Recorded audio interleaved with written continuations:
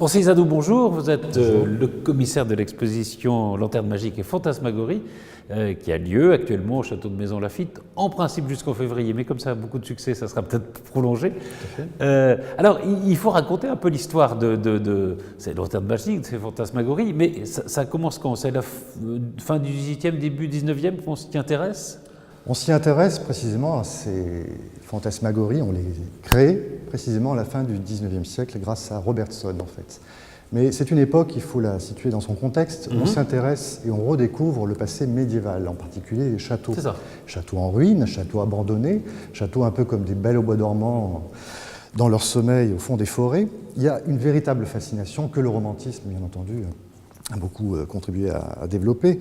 Donc on découvre les châteaux et en même temps on réveille les vieilles légendes. Que va-t-il se passer? Les dames blanches qui étaient imaginées au Moyen-Âge, les fantômes, les spectres errants vont tout d'un coup revenir en force. Tout d'abord à travers une littérature qu'on appelle celle du roman gothique. D'accord. Donc des livres qui vont passionner toute une génération jusque dans les années 1830.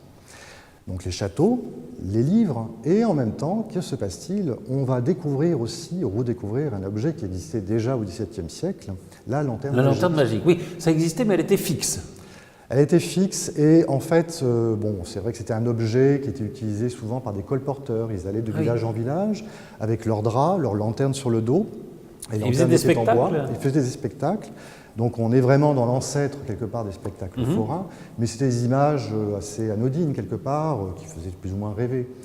Mais ce qui va se passer précisément vers les années 1890, c'est que cette imagerie macabre du roman gothique avec ses fantômes va être mise à contribution par les lanternes magiques et les fantasmagories. Alors c'est un grand monsieur qui a inventé tout ça, qui s'appelle Robertson.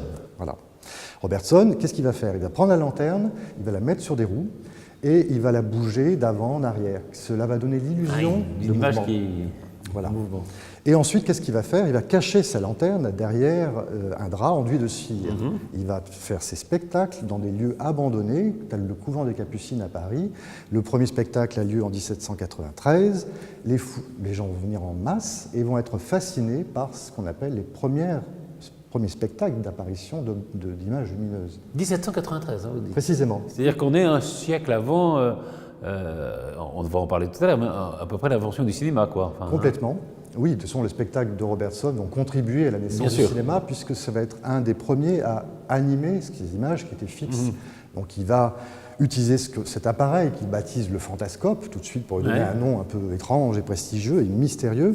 Et ensuite, il va aussi animer lui-même des plaques grâce à des systèmes ingénieux, donc faire voler des têtes coupées, par exemple, animer des têtes de méduses. Bon, cette imagerie macabre, attention, il faut la situer dans son contexte. Nous sommes après la Révolution, les gens sont quand même quelque part encore traumatisés par ce grand événement historique. Ah oui, donc... et cherchent quelque part encore à avoir une sorte d'autre peur, une peur plus irrationnelle. Et en même temps, c'est peut-être pour exorciser aussi ces peurs, probablement. Hein. Vous avez tout à fait raison, c'est une forme d'exorcisme. Mais ce qui est assez intéressant, c'est-à-dire qu'on est dans une époque qui est l'époque des Lumières, au fond. Enfin, là, il y a la rationalité, il y a la raison, etc., le règne de la raison. Et en même temps, il y a ces tendances et ces tentations qui démontrent ça. On a deux courants comme ça qui s'opposent, non? Oui, mais souvent, les apparitions de fantômes dans l'histoire suivent toujours un événement historique, un drame historique quelque part. On le regarde très souvent. Évidemment. Voilà.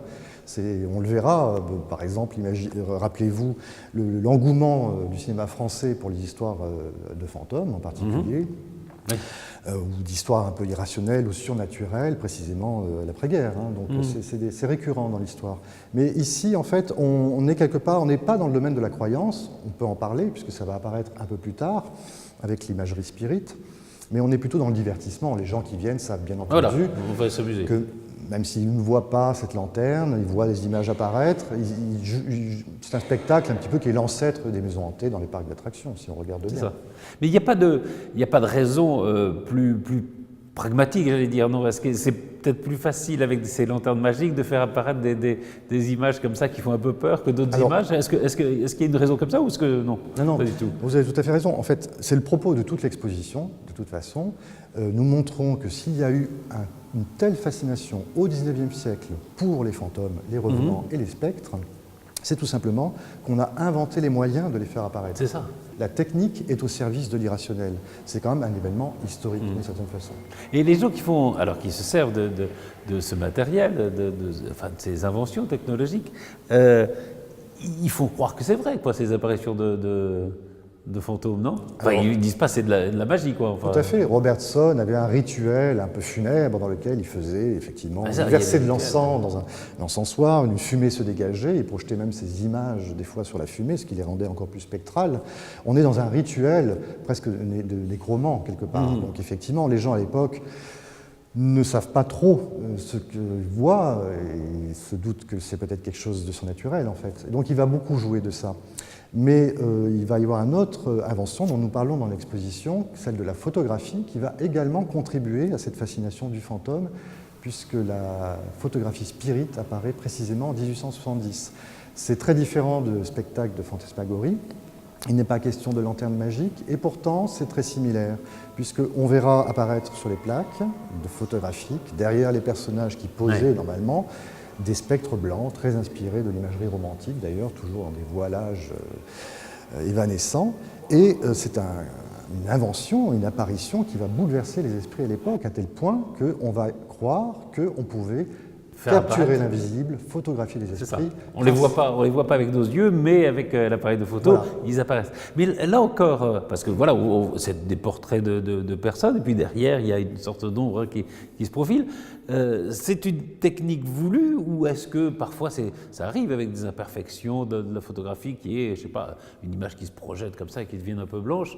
Est-ce que c'est voulu ou c'est involontaire? Puis on se dit, ah, il y a un fantôme. Alors bien sûr, tout ceci pourrait faire sourire de nos jours, puisque nous connaissons les trucs, mais à l'époque, c'est totalement volontaire. Le premier photographe est américain, il s'appelle William Mumler, et en 1870, c'est le premier à faire croire qu'on peut photographier les esprits. Bien entendu, il y a un truc. Et ce qui va se passer, l'anecdote vaut la peine d'être racontée, elle est amusante, c'est qu'un jour, un client de ce Mumler reconnaît en fantôme un personnage qu'il a croisé dans la rue.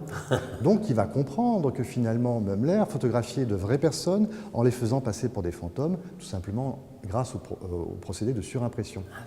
Résultat, procès, Mumler est obligé de dévoiler, bien entendu, que tout n'est qu'une supercherie, et pendant quelques années seulement, la photographie spirit va perdre de sa crédibilité.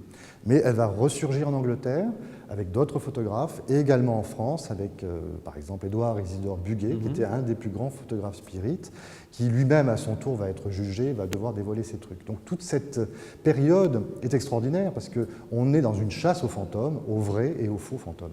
Je reviens à ce que je disais tout à l'heure, c'est-à-dire que ce combat entre l'irrationnel et le rationnel, vous disiez il y a eu des procès pour les photos, je reviens à mes magiciens, les magiciens aussi vont être un peu vexés en se disant mais au fond on utilise nos techniques pour faire croire à quelque chose qui n'existe pas. Tout à fait, et effectivement, nous évoquons cet aspect dans l'exposition. Il va se passer également un phénomène assez extraordinaire de lutte, de combat littéralement, entre les médiums, qui donc faisaient croire à ces apparitions. Là, nous évoquions la photographie spirit, mais au cours des séances spirit, on le voit très bien si vous avez vu le dernier film de Woody Allen qui évoque cette thématique. C'est exactement c'est tout à fait ce sujet. Ce sont des magiciens qui vont dénoncer quelque chose qui paraît comme ça. Voilà. Et donc, irrationnel, ces magiciens, comme ils savent très bien eux-mêmes faire apparaître des fantômes sur scène, puisqu'ils se sont accaparés ces thématiques macabres déjà dans leur spectacle, ils vont à leur tour dénoncer finalement les pratiques des médiums. Donc c'est ça qui est extraordinaire. Pendant plus d'une cinquantaine d'années, Robert Houdin, Georges Méliès, plus tardivement, vont être mis à contribution et vont eux-mêmes dévoiler ces trucs dans leur spectacle. On verra même chez Méliès des farces comico-spirites qui montreront des fausses séances de spiritisme et comment finalement on faisait croire à ces apparitions. Donc c'est passionnant parce que finalement le fantôme à ce moment-là est dans le domaine de l'illusion et en même temps de la croyance. Ouais. Donc c'est deux camps quelque part qui s'affrontent et à coups de trucs, de dévoiler ou non. Le plus grand, celui qui a combattu le plus toute sa vie ces phénomènes, bien entendu, c'est Robert Houdin. Robert Houdin en France et Harry Houdini en Angleterre en particulier, puisqu'il a fait vraiment une sorte de croisade contre les médiums. Il y a dans l'exposition, il y a une chose assez exceptionnelle aussi, enfin tout est exceptionnel, on va en parler tout à l'heure, mais c'est l'apparition avec les plaques de verre. Alors ça, comment ça fonctionne et quel succès ça a eu? Alors là, on peut dire quelque part que les magiciens ont contribué, bien entendu, Oui. à développer sur scène, sur les scènes de hein, théâtre, les apparitions. Au même moment, les médiums utilisaient la lanterne magique pendant les séances pour faire apparaître une image sur un voilage ou sur un globe de verre. Donc toutes ces techniques sont très connues à l'époque. Mais il y en a une qui va bouleverser littéralement la représentation du fantôme au théâtre. C'est ce qu'on appelle en anglais le Pepper's Ghost, le fantôme de Pepper. John Pepper, en fait, est l'inventeur de cette technique qui est très simple à la base. Il s'agit de mettre sur une scène de théâtre une grande vitre inclinée. L'acteur qui joue le rôle du fantôme se trouve dans la fosse de théâtre. Son image, grâce à une très forte lumière, est reflétée sur la vitre. Et ce que les spectateurs voient, c'est finalement une apparition très concrète, d'une certaine façon, qui peut avoir une certaine interactivité avec les comédiens. C'est une invention en 1870 complètement révolutionnaire, à tel point que les directeurs de théâtre vont appeler les vitriers en leur demandant des grandes vitres pour leur spectacle. Et les vitriers vont répondre « Nous ne pouvons pas vous fournir, nous sommes à court de vitres, c'est à cause du fantôme ». Donc pendant vraiment au moins 30 années, en Angleterre avec Pepper, et en France grâce à un magicien qui s'appelle Henri Robin, qui va lui-même développer cette technique, on va voir apparaître des fantômes partout. C'est extraordinaire cet engouement, il faut aussi le replacer dans le contexte. Dans le contexte, bien sûr. Pourquoi? Tout simplement, beaucoup de technologies, les révolutions industrielles, et souvent trop de progrès incitent des fois à aller un petit peu se tourner vers un ailleurs, en l'occurrence l'invisible.